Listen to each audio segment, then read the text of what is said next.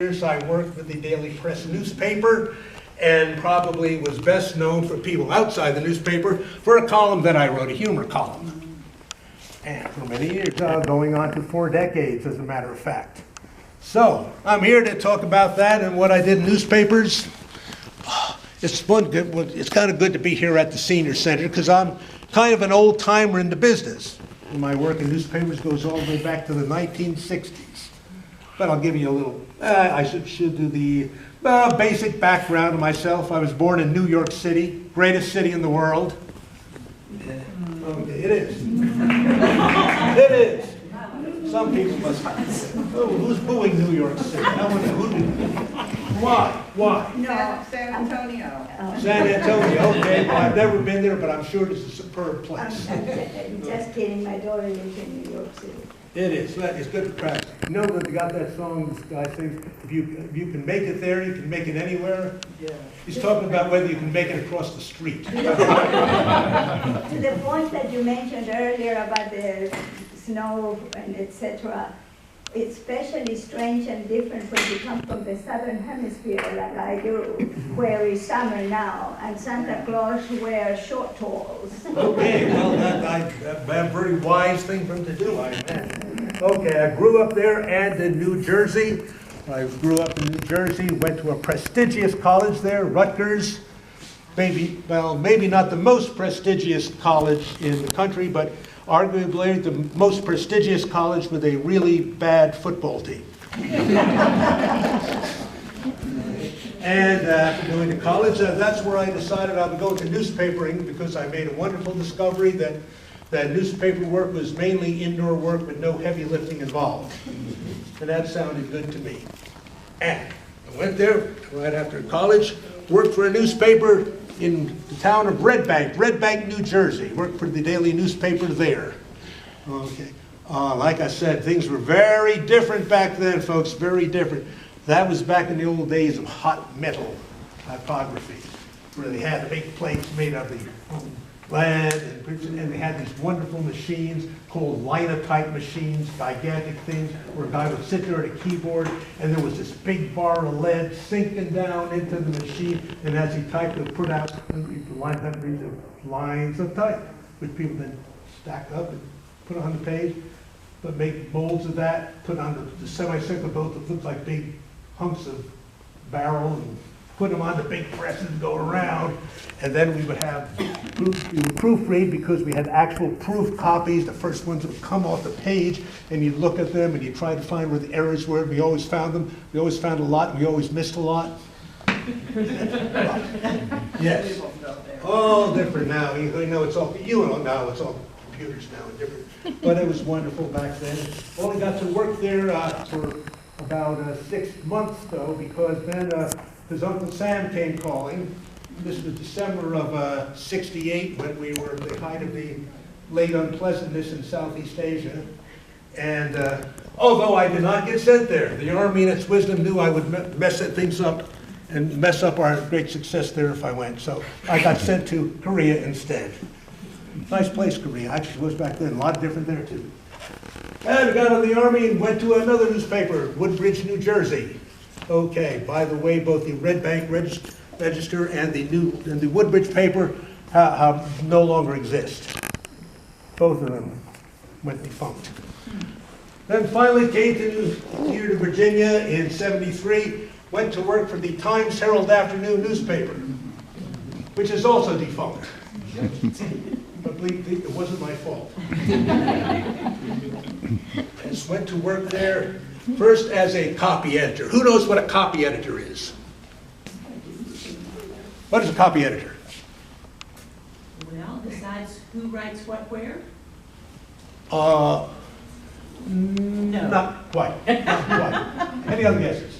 See, everyone knows what a reporter is. Yeah. Everyone knows what an editor is. Who knows what a copy editor is? The copy editor corrects the reporter's errors. Yes, that is a good part of it. Basically, after the reporters have turned in their stories to the supervising editors, they pass them on. We are people who work on the news desk. And after we get handed the stories by the supervising editors, and we give them the final look at, that's part of the job, because we are also the people who lay out the pages. We're told, okay, you got these stories, these photos, they got to go on this page and that page. And we're the ones who do the act design. Well, this, I think, put this photo here, and I'll put that story there. And because we do that, we are also the people who write the headlines. So people were reading my stuff long before I ever wrote a column. Things were so different again back then. We worked with many bizarre instruments. Who can tell me what this is? What it's called, it changes percentages so you can size things. That is correct. It's called a proportion wheel. And when you were handed, and back then these were actually printed photographs, you would say, well, okay, it's this big, I got to put it in space in this big, and I measured the difference and figure out, okay, well, if the photo is going to be that much difference, that's how this is what the difference in the size is going to be, so we can tell what size it is. And of course, we had to have our own lingo. You know, when we measured the width of a photo or a column, couldn't use inches. That'd be too simple. They had these measurements called picas. Who's ever heard of a pica? Some have. Yes. And here's this is not the kind of pica pole we use, but you can see here, there's the size. With inches and picas, and for some bizarre reason, a pica is almost 1/6 of an inch, but not quite.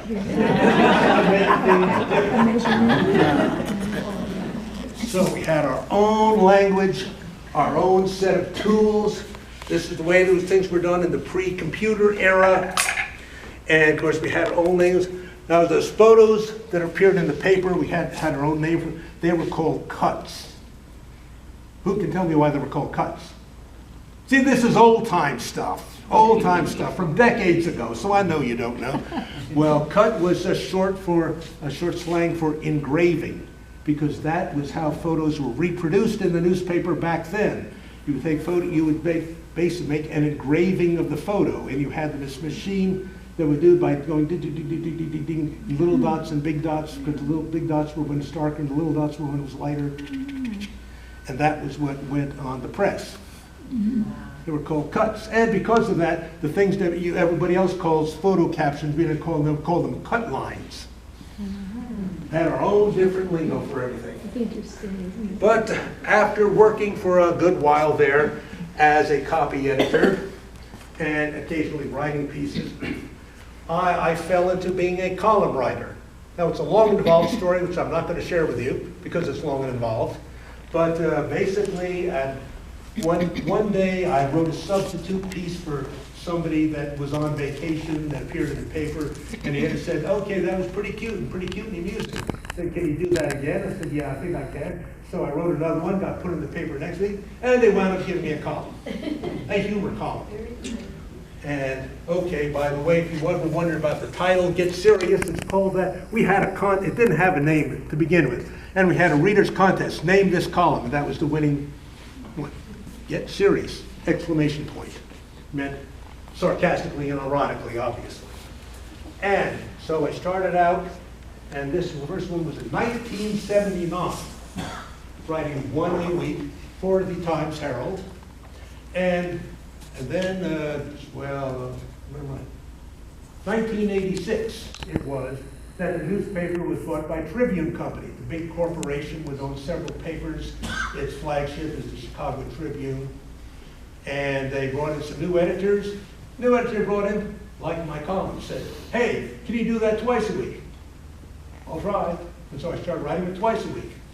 And then a couple years after that, writing the column became my primary job, and I was writing 3 of them a week, and I wrote 3 of them a week from 1987 to 1997. Okay, now we're in the 1990s.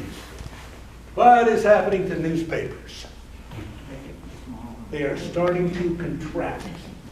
Oh, it was so different when I started out in newspapering, where newspapers were so important and powerful, and we were always rushing on deadline, trying to get the latest news into that paper and pushing right up against the deadline, because that's where people would find out what was happening in the newspaper.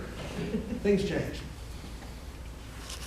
And as a result, of course, the main thing that happened to newspapers was they started losing advertising. And advertising is where the lion's share of a newspaper's revenue comes from. Because there were other avenues for advertising. People were putting in their advertising more and more into television. When cable TV came along, there were more avenues in television for people to put their advertising. Again, the internet as a source of advertising. Oh, yeah.